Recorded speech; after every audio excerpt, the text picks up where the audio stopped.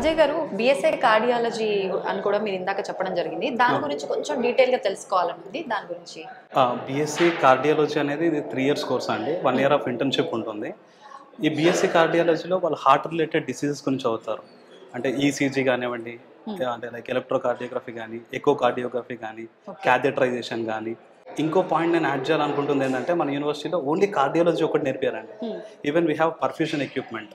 అంటే open heart surgeries చేస్తారు కదా, ఆ టైంలో పర్ఫ్యూషన్ ఎక్విప్మెంట్స్ అవసరం.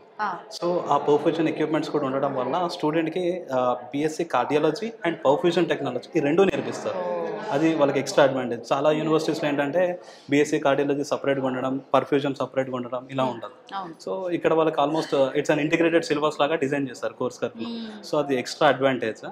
అండ్ ఇంకోటి ఏంటంటే ఈ కోర్స్ మనం ఎందుకు చదవాలంటే madam, World Health Organization statistics కూడా చూసుకుంటే almost 31% of deaths are almost due to cardiac arrest.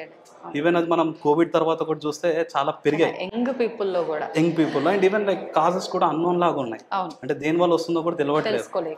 Yeah, so దీనికి ఫ్యూచర్లో చాలా డిమాండ్ ఉంటుందండి. అంటే ఈ technicians like cardiac care technicians ఎవరైతే ఉంటారో చాలా డిమాండ్ ఉంటుంది.